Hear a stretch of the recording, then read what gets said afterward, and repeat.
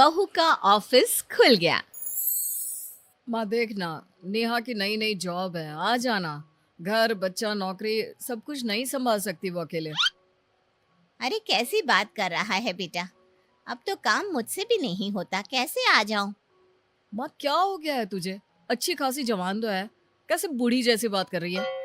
हाँ हाँ, मैं जवान ही हूँ, किसने कहा बूढ़ी हूँ? तभी बहू फोन ले लेती है। माँ जी आ जाओ ना प्लीज, मैं जॉब छोड़ना नहीं चाहती हूँ। हाँ हाँ, वो तो ठीक है, लेकिन उतना सारा काम।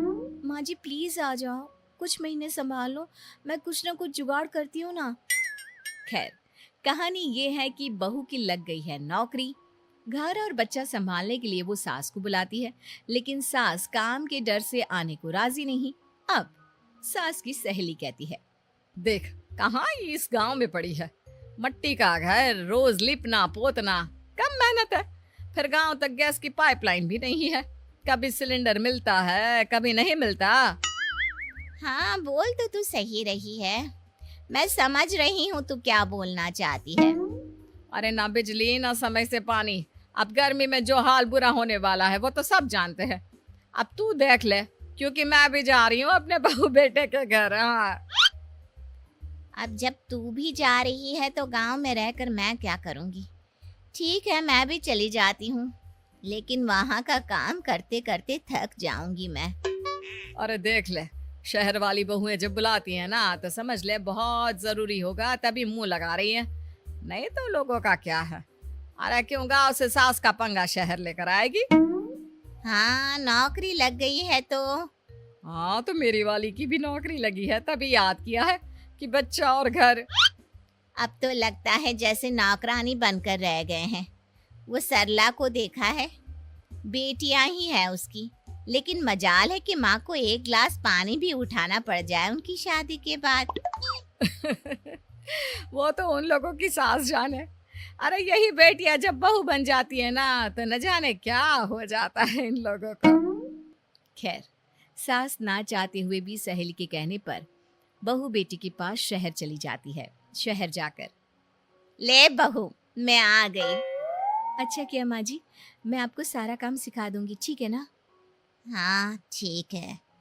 फिर क्या, अब अगले रोज से बहू ऑफिस, सास घर पर। शाम को, माँ जी मुन्ने को खाना खिलाया था, उसका होमवर्क और रात के खाने में क्या है माँ जी?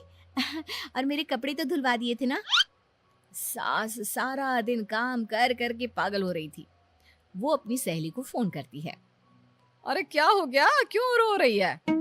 सास पूरा हाल बता देती है कि कैसे बहू के घर पर काम कर करके उसका हाल बेहाल हो गया है। अरे मेरी बहू का तो वर्क फ्रॉम होम हो गया है। अब तो मैं उसके सर पर चढ़कर रहती हूँ, ना कोई काम करती हूँ ना धाम। वो ही घर का भी सारा काम करती है और फिर ऑफिस का भी काम करती है। ऊपर से सैलरी के आने पर मैं उस पर चढ़कर पैसे ले लेती हूँ। सास को ये सुनकर अच्छा लगता है। वो सहेली की बात सुनती है और उसी शाम को बहू, माँ जी मेरा कल से ना वर्क फ्रॉम होम शुरू हो रहा है, अब मैं घर से ही काम करूंगी। बहू, अब जो जाने के लिए तुझे 1 घंटा तैयार होना पड़ता था वो तो नहीं होना पड़ेगा, है ना? हाँ माँ जी, अब मैं थोड़ा और सो भी सकती हूँ। सोएगी क्यों? नाश्ता बना देना, बाकी काम मैं देख लूंगी। जी माँ जी ठीक है। अगली सुबह बहू सारा नाश्ता खाना बनाकर फ्री हुई थी कि सामने खड़ी होती है नौकरानी। माँ जी ये कौन है?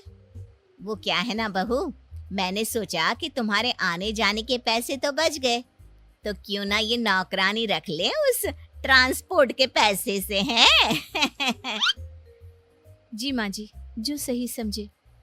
अब क्या, बहू खाना नाश्ता बनाती, बर्तन वाली बर्तन धोती और सास वो करती आराम।